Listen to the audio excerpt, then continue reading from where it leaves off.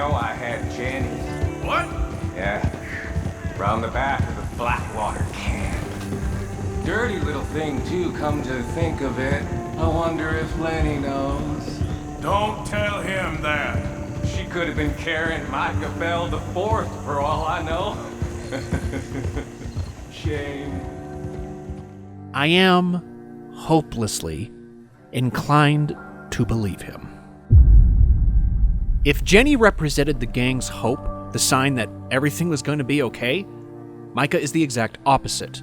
Not only do I believe that Micah was not full of bull here, that he actually had Jenny and as a result screwed over that hope, I also believe he did not have permission. This inference is based on the examples of how Micah makes the move on the women in the camp. Something about watching you clean it gets me all hot and bothered. I love it. You'll not charm me, Mr. Bell. I'll certainly try. Hey, how about you bring that pretty little face over here for a kiss? Oh, you're breaking my heart, sugar pie. You're a real charmer, ain't you? Just the merry dance of the sexes. Creep. If you change your mind, I'd show you a real good time. Real good. And, I've always fancied fathering. The boy has a father, Mr. Bell. If you say so. If you say so.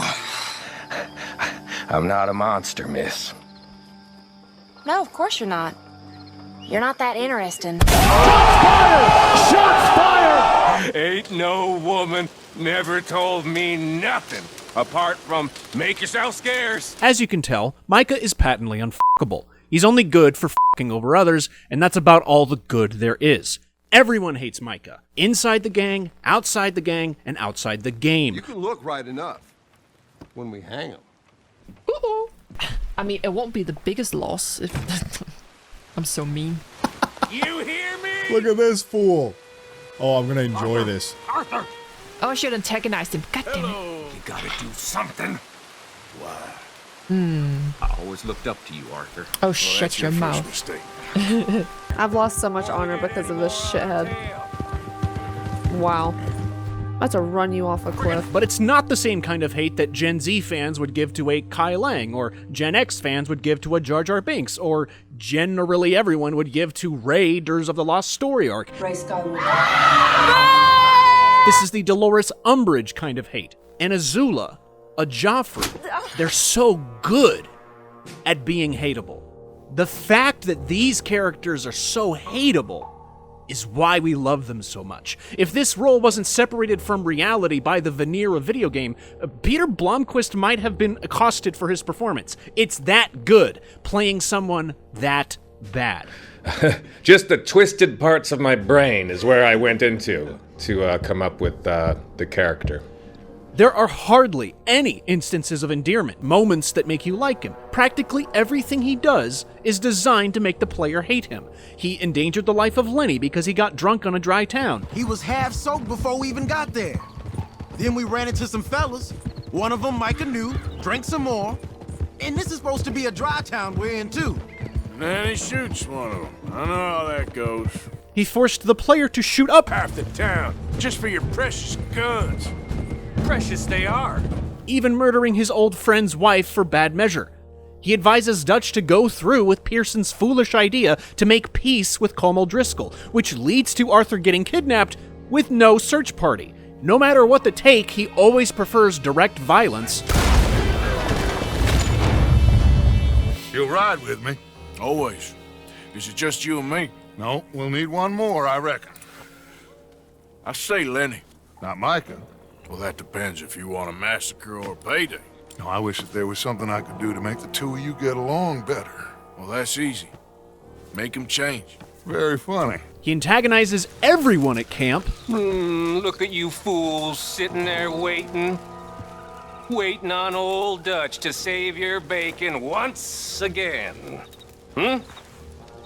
I've seen more inspiring corpses than you lot. Morphine. He's weak. Not ill. Weak and repellent. Man at his worst, hiding behind a pack of lies. Get lost. I thought you liked action. Couple of days on the lam, you lot have all turned yellow.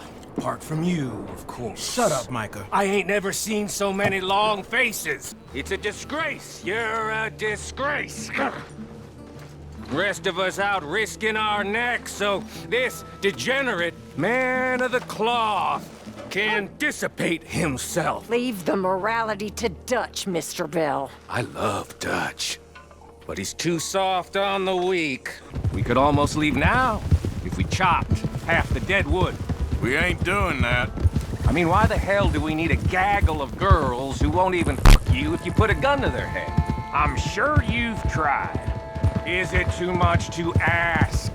No. Only thing you like is a bottle of whiskey. Everyone knows that, Miss Karen. They do. Oh, yes. Some folks is concerned. But not me. You're past worrying about. Nasty little thing. She gets what she deserves. Get out of here, you damn parasite! You don't like me much, do you? No. And he mocks Arthur even more when he's at his weakest. Oh, there he is. Coffin Billy. Get lost. And Cowpoke, take it easy. You could do with a vacation, However, the ultimate reason fans hate the man Micah Bell is because he's the one that ratted out the gang. And because Dutch propped him up and took the new guy's advice, the entire family suffered. Most of them died. Dutch Vanderlyn may have been the match that burned out the gang and anyone else close by, but Micah Bell was the striker. A character of pure, honest evil, with no redeeming qualities, basically whatsoever. There is that one sympathetic part in the first mission. I got folks Arthur. dying on the trail. Arthur, we got a problem. Folks, there's a corpse right here. Now, I just Arthur, need some there's a body cans of food in the or wagon. something. I remember seeing a comment from somewhere a while ago that this moment made the player think Micah was alright, because he saw a dead body and it really bothered him. But later at that same homestead, Micah's the reason that house burns down. And at the end of the mission, he complains about his bunk situation in a way no other gang member would. Mr. Bell, you're with the fellas over there. What? How come Arthur gets a room and I get a bunk bed next to Bill Williamson and a bunch of darkies? Get yourself to bed. So despite what seemed like an expression of concern over a human being, let's be real, it was probably just concern over his own skin, Micah ends the mission expressing his distaste over other human beings with certain unchangeably skin-deep qualities. You could just say he's racist. Yeah, I could. So could have the game, eliminating the fun of illustrating the ideas, such as the idea that Micah is up to no good and untrustworthy. The game could have just told us that explicitly with text and words from the get-go, but that would be something called bad writing. So how do they introduce this character? You up ahead. Who's there?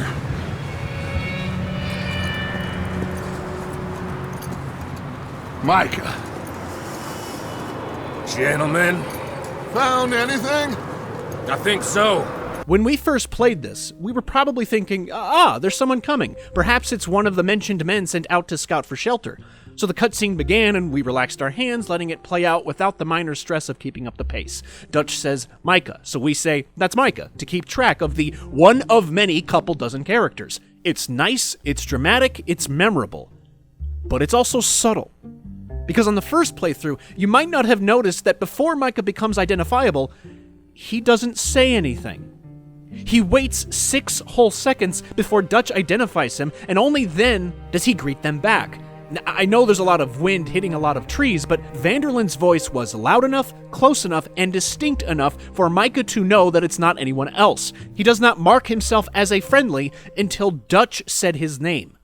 It's more than just being cautious. It's as if Micah doesn't see himself as aligned with the gang, meaning he does not feel comfortable with exposing himself even to a friendly. In Micah's mind, there are no friendlies. Friendlies are what Micah might call too many mouths to feed. Well, we got a few less now, so you should be happy. His only concern is his own survival. That's his MO. It's his renegade religion, his faithless philosophy. And we'll come to find out how nothing survives Micah's philosophy of survival. I ain't the bad guy you think I am, Arthur. But I am a survivor. I'm a survivor, Blacklug! A survivor! I'm a survivor. What you want, Micah? Well, I want a friend, Arthur. I want hope. I want tomorrow to mean more than today. I want this whole damn shit show to have some kind of meaning I haven't understood. But I ain't holding my breath. Yeah, I wouldn't. It's time for etymology psychology. Micah Bell shares a name with a prophet from the Old Testament. Micah also shares a meaning with the name Michael, which means who is like God. Not one who is like God, as Persona 5 puts it. I'm really not sure how they screwed that up, given that they had it right the first time in Persona 3. But anyway. It's a rhetorical question implying that there is no other being who can match Yahweh, even combined. Although, it's interesting that Micah implies God in the name, but doesn't share the root El, which means God, because perhaps God is not with this man, as demonstrated by his nihilistic worldview. You know, boys, there ain't no being saved. Ain't no being lost. Them fights was over long ago. Or never happened, was only invented to make you feel something out of nothing. Makes no difference. Ain't sure nothing makes a difference. Can't see how. Tide comes in, tide goes out. You was born, you die. In between, you do what you do. Ain't no good, ain't no bad, just things that make you feel good or make you feel sad, and just the length of time between being born and dying. That's all there is. Ain't no old man judging man. Ain't no heaven.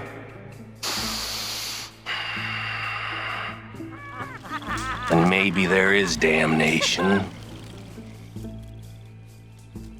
But I think I know what that'll be like. And I'm gonna be right at home there. That's it. See it for what the hell it is. You get what you deserve. You gotta kill to eat. That's what this country is. Every man equal, every man for himself. There ain't no soul, Reverend. Not in any of us. It's a fairy story. Perhaps. What do you believe? I believe there's winners and losers, and nothing else besides. Which one do you think you are? Whatever or whoever Micah Bell might be, the biblical Micah was a prophet of Yahweh who was active before and during the fall of the kingdom of Israel. Micah the prophet was a contemporary of Isaiah, the greatest Jewish prophet who wasn't Moses or Jesus.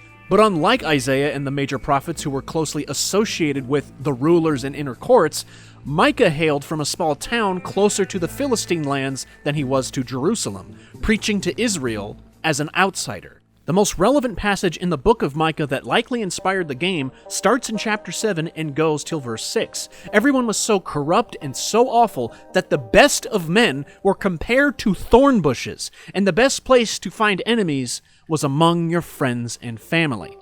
Like the prophet was an outsider in the kingdom, Micah Bell is an outsider in the gang. And yet, he fits right in, despite the distaste of most other members. What a horrible little piece of shit that feller is, Arthur. Micah belongs here, but not because he needed help. Unlike Bill and Sean, who needed purpose, Javier and Tilly, who needed a refuge, or John and Arthur, who needed a father, Micah is the one guy in the gang who's primarily there to be a better bandit.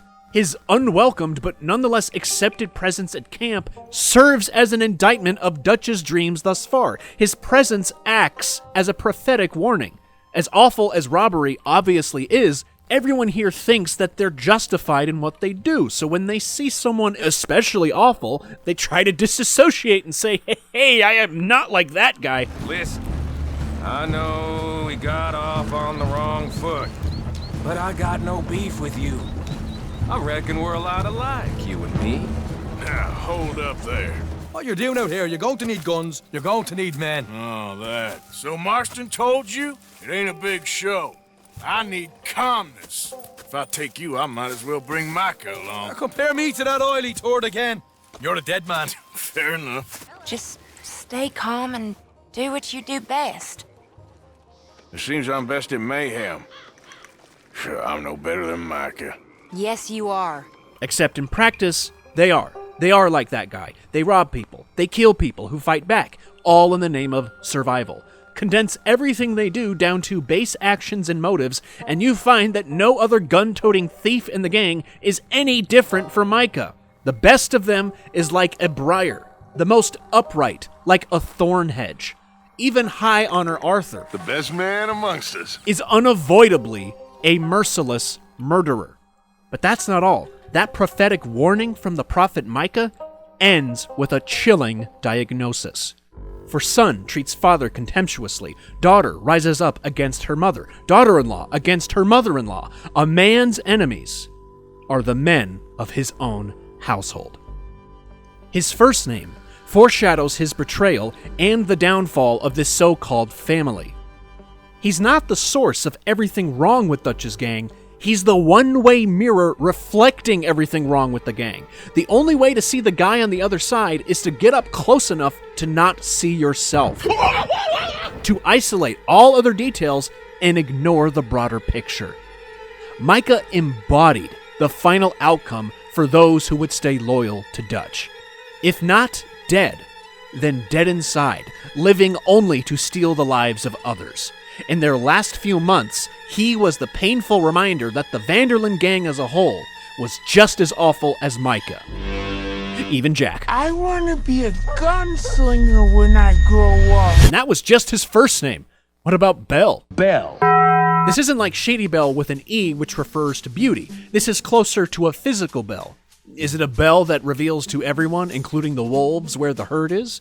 One that signals to the hungry workers that it's time to eat? In some senses, possibly. However, most likely, this bell refers to funeral bells signaling the end, and I attribute this connection to the phrase, "for whom the bell tolls." It was first penned by poet and clergyman John Donne in his 1924 work, Devotions Upon Emergent Occasions. In Meditation 17 of this prose work, the page is about the inescapable interconnectedness of man with one another. It's where John Donne coined another famous phrase, "No man is an island." This is to say that our Catholic connection is so strong that when someone dies, a piece of the living dies with them. Quote, "Any man's death diminishes me, because I am involved in mankind, and therefore never send to know for whom the bell tolls. It tolls for thee." So keeping it as brief as I should, Micah Bell is the living gong who signals the death of the gang. His surname further establishes what his given name already hints at, the sign of the end to come.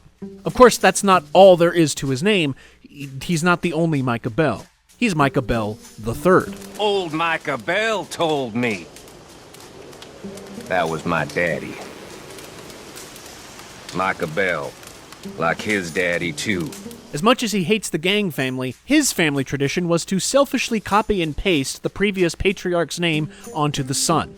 In most real-life cases, I'm assuming, this doesn't have to imply egotistical love, the kind where a father raises a son to be just like himself, including the bad parts, justifying every evil thing they do as necessary or just the way it is. It's just the way it is. I'm just a messenger. But I think that is what happened with Micah Sr., Jr., and then him. Micah's daddy is one of the few other things in life aside from himself and his horse whom he has affection for. I base this mainly on the way he cites his father as a source of wisdom. My daddy said, sympathy is for the weak. He was raised an outlaw, just like his father was, and his father was wanted for murder in 5 counties. 5! Never did suffer fools. I love how Micah values what his father showed and taught him. Like, you'd think that the morally worst character, designed to be hateable in every scene, would be a terrible son who hated their parents. But no, Micah loves his daddy, who did all those terrible things. Maybe that is the morally worst option. Needless to say, Micah Bell didn't exactly have a chance at anything better, but that's not an excuse because he did have a brother who made the right choice. Damn near killed my brother one time. But my brother always was a fool. And a coward. Yellow as pissed on snow. Never could stand him. Nor his wife. According to this letter addressed to Micah, Amos Bell used to ride with the Micahs, but got out of that life and likely distanced himself from his brother as far as he could, threatening to promptly end Micah and apologize to God on both of their behalfs if he comes within 50 miles of Amos's family. Amos didn't possess the full family name and therefore probably didn't belong in the family business, so he retired. Lives over in California, by the sea. Pathetic. He despises a good, healthy family with a wife and kids, preferring to remember fondly the evil dynamic he had growing up. Father and sons taking whatever, whenever, just because they want it. Micah's ideal gang is not this large family of capable outcasts. Let's again remind ourselves about his ideal crew. We keep leading trouble right to us. We're carrying too much dead weight. We need to be leaner so we can move faster, quieter. I prefer a tight crew. Just 5 or 6 strong gunmen. Preferably the kind of men he doesn't need to bond with, hence his henchmen at the end of the story. Cleet and Joe are extensions of Micah's unwillingness to extend himself into this family. They're quiet, reserved, only there for the big job. Cold and cultureless. Just how he likes it. Those who don't contribute, the incapable or otherwise protected vulnerable ones, are intolerable to Mr. Bell. I love Dutch, but he's too soft on the weak. And what would you do to us weaklings, Mr. Bell? All folk can earn, Miss Grimshaw. Ain't none of us so enfeebled. We need charity. Even this fool. Is it too much to ask, considering they get a piece of every damn dollar I bring in? Everyone does their share. I don't see you lifting a finger around camp.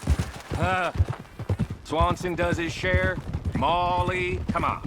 No, that's different. See, this is what I mean. Even if we can agree that Molly and Swanson are poor contributors, that's not how you talk about family. Not everyone needs to make a buck or do chores to stay connected in Dutch's gang, but in the mind of Micah Bell, one of the new guys who's not accustomed to this culture, family be damned. All he wants is more gain for himself, but all he can see in the Vanderlyn gang is inefficiencies, dead weight. The only other living thing he respects in this gang is his horse. That's right, we're analyzing the horses. Still not now. Make sure Baylock gets some of that. Just back off, will you? This is not at all a new observation, but Baylock closely resembles the Dark Horse from the first Red Dead Redemption. It is analytically unavoidable. Baylock's black coat and pale face are near matches with the Dark Horse, with some variations here and there, such as having no scar on his face. Now, originally, as evidenced in the beta version of RDR2, Baylock looks like he was going to be a cleaned up version of the Dark Horse. No scarring, but the same brown eyes and the same number of socks. So even though there were minor changes before release, the creative intention of giving Micah this specific horse is still there. The Dark Horse only spawns in RDR when Marston's honor is low enough, and it will not respond to his whistle if his honor is restored. Baylock is an indicator of just how low Micah's honor really is. Not that we needed more proof. Again, this is not exactly new information to the seasoned fan. Though, while we are familiar with the in-game Dark Horse, I think we also ought to consider the term Dark Horse. In politics, this term refers to a candidate that was previously unknown and then suddenly shows up with a decent chance at winning and taking over. Having spent the least amount of time with the gang by the time the game starts, Micah Bell doesn't just own a Dark Horse, he is the Dark Horse. Now let's consider the name of this creature. Baylock is an odd name, and the Red Dead Fandom Wiki cites a character from a 70s horror movie named Mrs. Baylock as the source of inspiration. Oh, Mrs. Baylock! On the surface, Mrs. Baylock is a nanny aiding Damien, the adopted son of a diplomat and his wife. But in reality, that boy is the Antichrist, son of the devil, and Mrs. Baylock was sent by Satan to protect and prepare for his prophesied role in the world. Now, Micah, of course, is not the spawn of Satan, but given the lack of other Baylocks of note, we can infer that the horse Baylock serves a similar purpose for Micah as the fake nanny serves for Damien. If Baylock is the dark horse from before the scars, then this horse is exactly like this demonic caretaker, an uninvited guide of darkness showing up for a man of pure evil to help him however he needs. To top it all off, the role Micah serves for the gang matches the title of the movie Mrs. Baylock comes from, The Omen. If Micah isn't Doom personified as I asserted before, then perhaps instead he's the Omen, the living sign of the doom to come. You're pathetic. Every last one of you. Aside from Dutch, and the only thing pathetic about him is the fact that he associates with you fools. Must make him feel good. Taking care of the simple-minded, the desperate, and the needy. As with most monologues at camp, characters who share stories by the fire do so uninterrupted. So this antagonizing speech from Chapter 6 isn't unique for having no one speak up, but it still makes sense why no one does. Everyone hates Micah, but not to the point that we don't respect him. His talents in this particular mission prove that this is not a man to be messed with. As much as Arthur accuses Micah of being all talk, that's simply incorrect. All you do is complain when things don't work out. Except when it's your goddamn fault. You don't know what you're talking about. You don't give a damn about nobody but yourself. Oh, you act so high and mighty, but you're no better than the rest of us. I've ridden with you boys close on what, 6 months now? And all you ever done was complain. You can fight, but you can't think. You can't do either. Okay, cowpoke. He laughs because he knows he's right. And you'll fight this time? I always fight. No, you always talk. But with coaches, guns are more significant than words. Oh, I'm fine with both, friend. Now, this cutscene is the start of the optional and missable stagecoach robbery planned by Micah. Like with Sean, Bill, Lenny, and even Trelawney, these activities don't just give us more outlaw things to do, they are illustrative opportunities to better understand who these people are. How each bandit's job goes down tells us about their character and level of competence. And Micah has 2 stagecoach robberies. One is a story mission that emboldens his utter ruthlessness and love for violence. This is a robbery! Stop that coach right now! But I'm going to focus on the facts of the optional robbery. At this point in the game, if you're a completionist, the player would have done all other stagecoach side quests given by gang members before approaching Micah. Generally, those previous holdups had been successful, but Micah's method is the one with the least risk and highest efficiency. It is therefore the deadliest.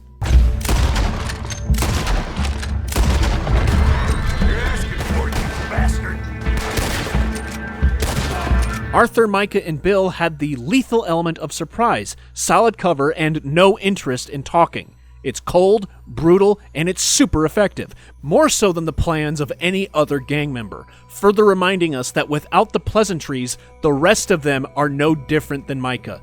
Of course, this is only Micah Bell at his best.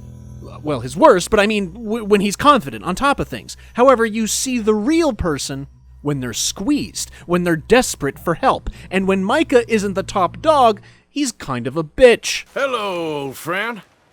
Had a good time, did you? You going to get me out of here? I ain't decided yet. Real funny. Oh, I ain't joking, cowpoke.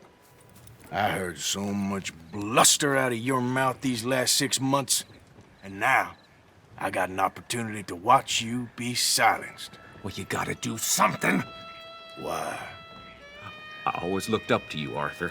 Well, that's your first mistake. This is consistent. For when your philosophy in life is that there are only winners and losers, living and dying, and thus the best thing to do is what's best for you and do whatever it takes to survive as you like, then you will compromise against everything in life. Everything. all other aspects of this collective human experience will go by the wayside. Relationships.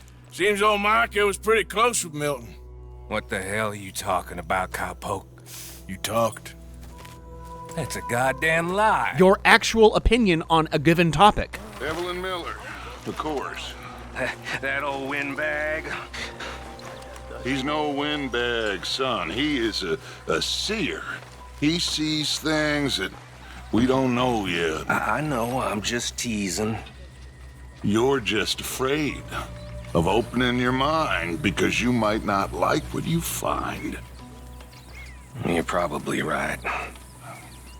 You know, you always had the most incredible way of putting things. Mr. Miller has a way of putting things. Me, I'm just an old outlaw, not prepared to go quietly. I know you folks is loyal to the point of constipation. Oh, you're more than that, Dutch. You're... Well, you're amazing.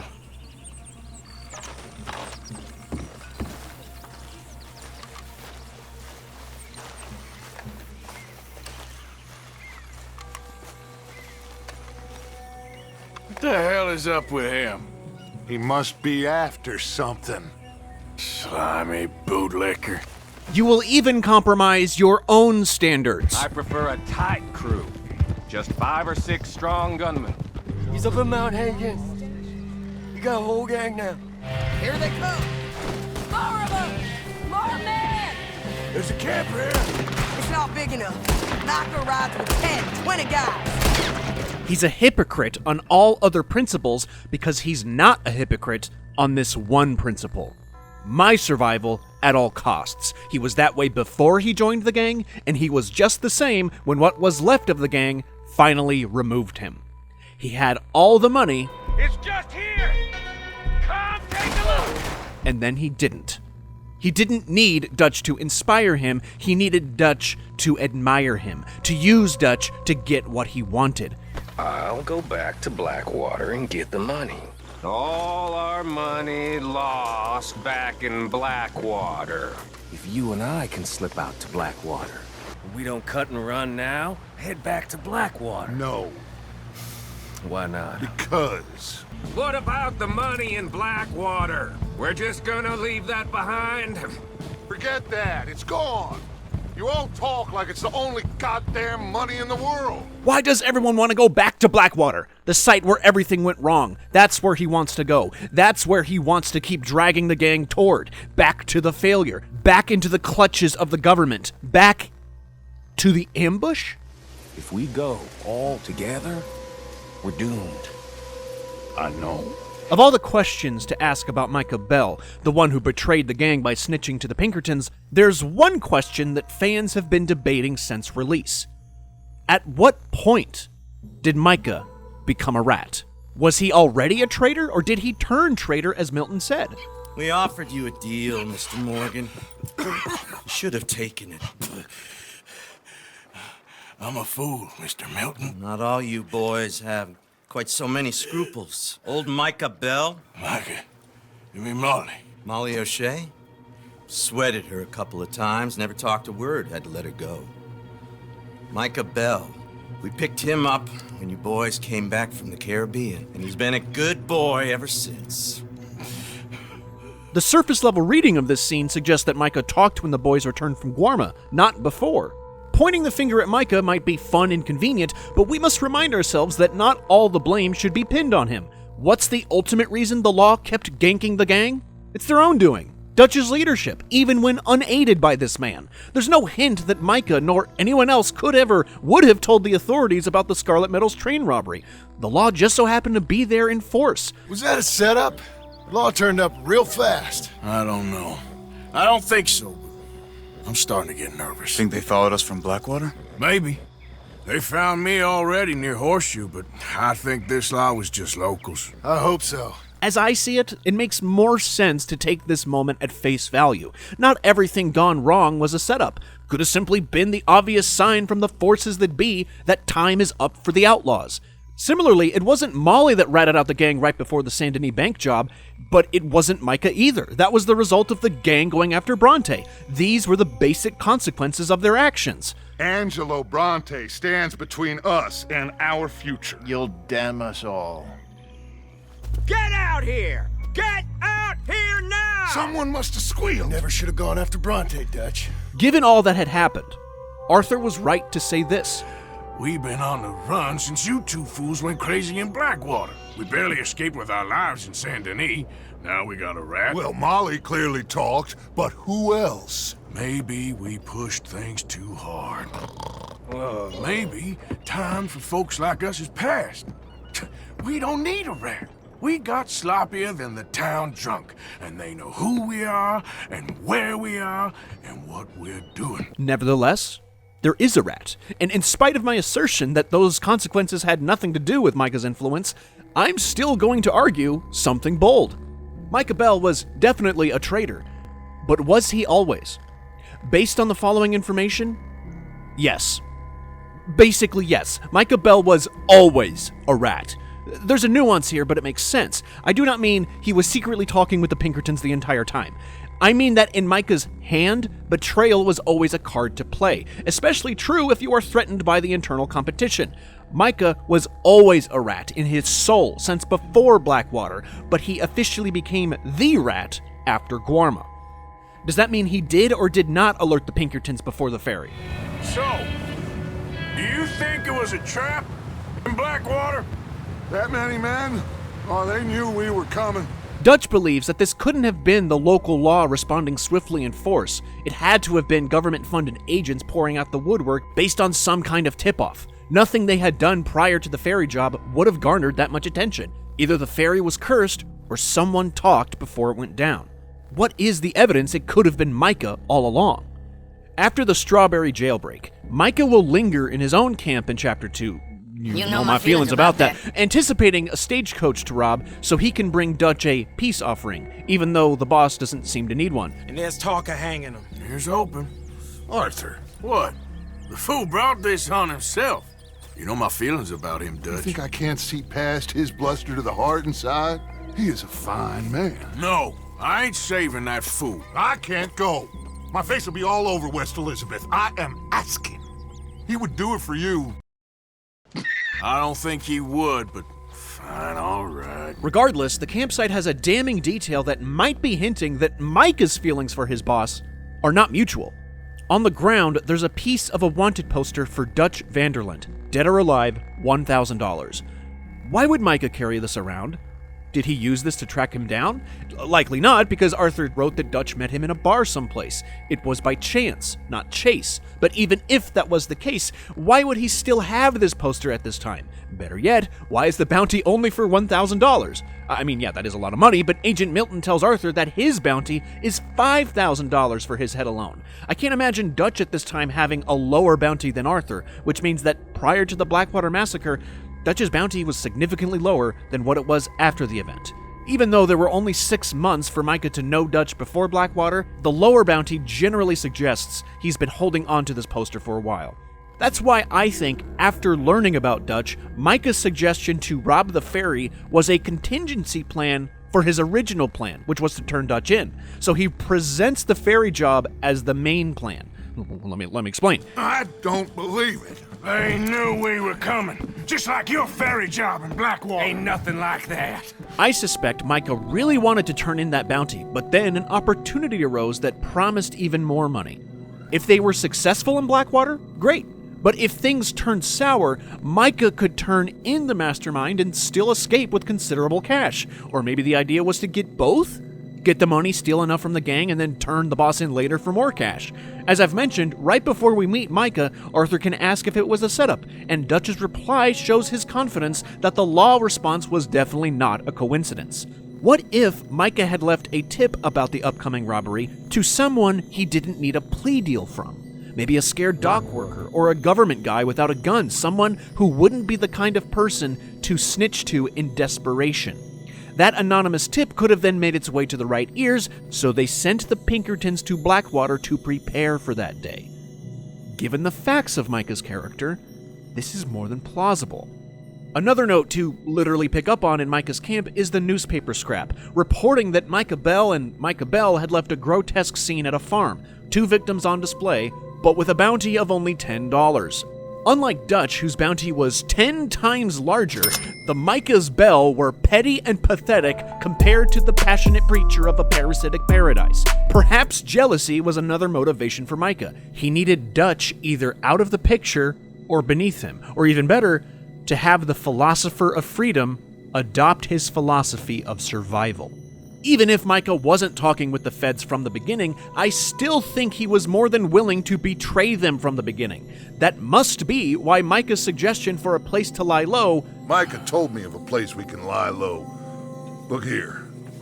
Dewberry Creek, he said. —is one of the worst camp spots of the game's map. You know, this was the spot we first picked out for a camp. A dry riverbed? Yep. Who the hell suggested that? Micah, I believe. Well, that don't surprise me.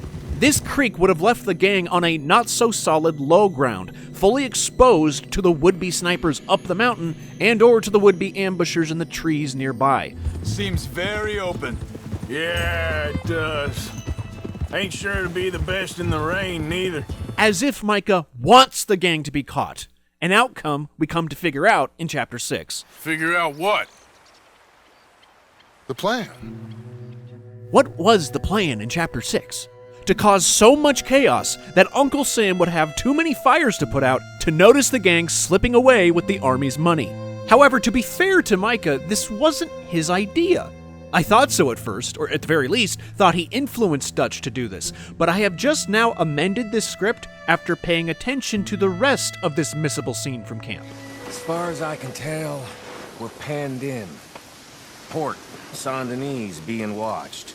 Major railroad junctions are being watched. There's Pinkertons out patrolling the roads. If we go all together, we're doomed. I know. Maybe if you and I can slip out to Blackwater. Then send word once we get the money and stash there. I don't know. All Micah Bell ever wanted to do was simply to sneak back to Blackwater and get the lost score, this time with Dutch leaving the rest of the dead weight out here. That makes more sense than persuading Dutch to send a massive flare to the feds in the hope that they'll get caught in the smoke. Not exactly the plan of a survivor. Survivors don't suggest self-sabotage. Micah's idea of a plan in this encounter is the same plan he suggested right before they cornered Cornwall. Way I see it, best thing we can do is let the week go. Move on, get our money, start over. That ain't happening. Well, something's gotta happen. Dutch's plan is not Micah's, and vice versa. So watch how Dutch is the one to present the plan we all know and hate. What we need is a distraction. Now we have got Pinkertons, army, and everyone. They're just jumpy as all hell. If we can somehow, if we can get everyone to start shooting, maybe we can sneak out the side while everyone else is just sniffing gun smoke. New York, maybe. I don't know. But that is our way out of this trap, gentlemen. Hey, Arthur. Micah goes along with Dutch's idea, but he's still chipping away at the boss's core. The man who gave speeches to boost morale for the people he was taking care of is still being advised by another man who keeps telling him to let the weak go, to leave the dead weight behind so they can get their greater share of the take. If there's a broken relationship, who cares? It's not part of the goddamn plan! And that disregard for his own people is why there's discord in the camp. No one is willing to make peace. You know how those who make peace are often described as building bridges? Well,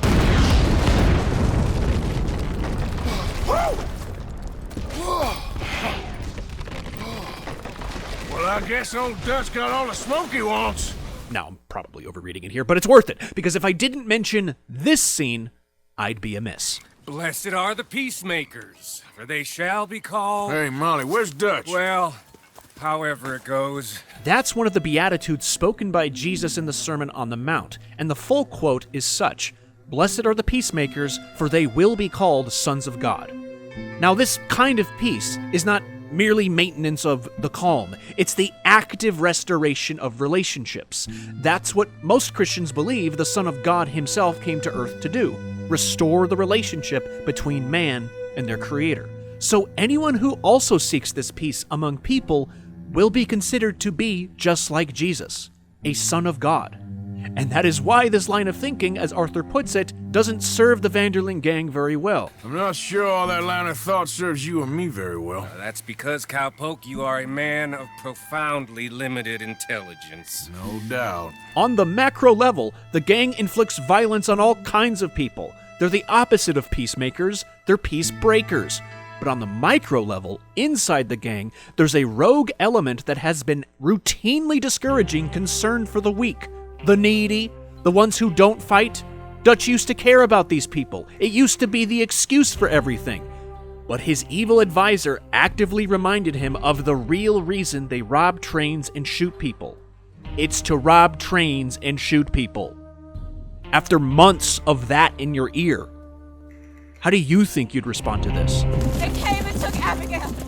I saved Jack. We hid, but they took Abigail. Who did? Agent Milton and his men took her to Van Horn to be put on a boat and tried for murder. I am sorry to hear that. We gotta let her go. John's, well, sorry, son.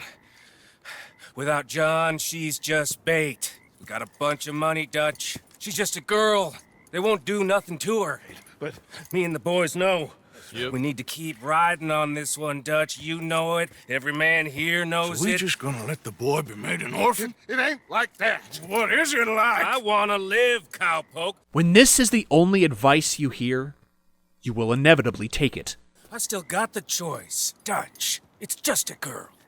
You're right. Dutch, Micah, it pains me to say it, Arthur, but he's right. Dutch! Come on, boys. Yeah!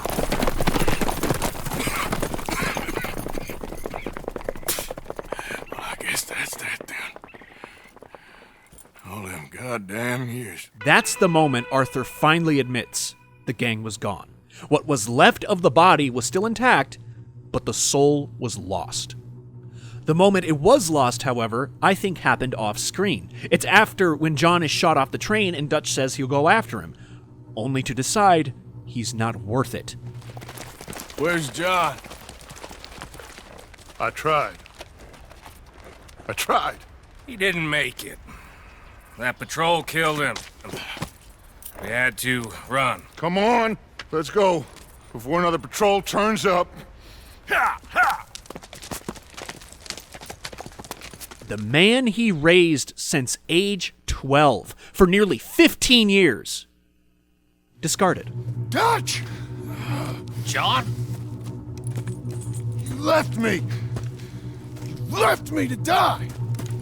My boy, I didn't have a choice. John was the soul of the gang, and the soul was abandoned. No remorse, no tears, just excuses. Arthur's reaction is silent and appalled. That's the moment he knew the Vanderling gang was dead, but he couldn't admit it until this moment. Dutch's ideals were finally, completely compromised. Vanderlyn's leadership may have attracted all the outside dangers, but Micah Bell's corruption brought the internal rot that slowly eroded the family. The rat brought the plague.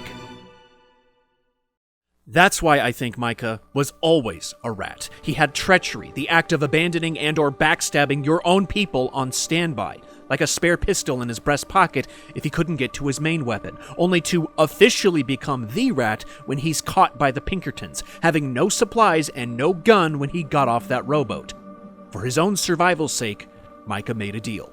And the consequences of that deal led to Dutch's plan ultimately not working, since Sadie and Arthur ran away with Abigail from Van Horn, bringing the Pinkertons closer to that region, which is where the final hideout was.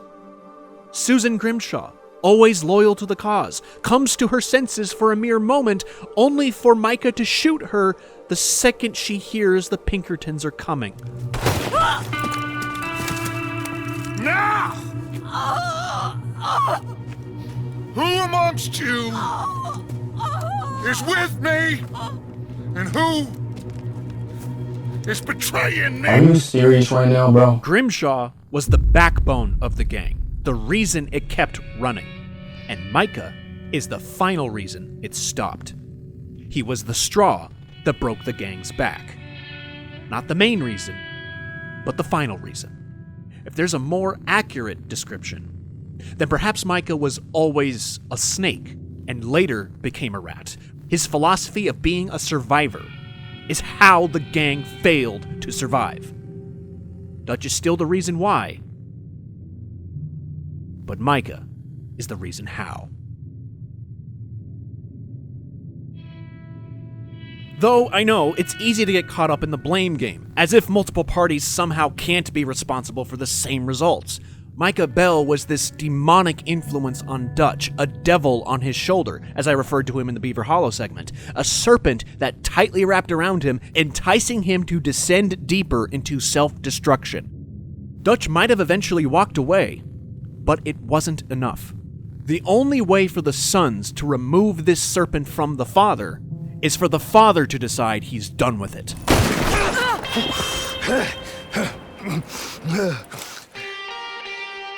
One gunshot is all we need. This wasn't just retribution. This was confession. That Dutch was wrong for trusting Micah, and that Micah needed to go. It wasn't enough to redeem Dutch, but it was enough to heal him from this. While I did present before how it was foolish for John to pursue Micah in revenge, the death of Micah Bell was nonetheless needed and justified. Micah's final resting place is not on the highest peak that pierces the clouds, but on a snowy cliff John had to climb down to. As Dante depicted in Inferno, this is like the final circle of hell. Cold, frozen, and exclusively reserved for traitors. When I fall, I don't want no fuss. When you fall, there'll be a party. Probably. I've been living too fast, I've been living too wrong. Cruel, cruel world, I'm gone. This big old world, you got me running round. Heard a voice, it told me settle down. With the moonlight as my guide, and this feeling deep inside, I don't know that I will want down.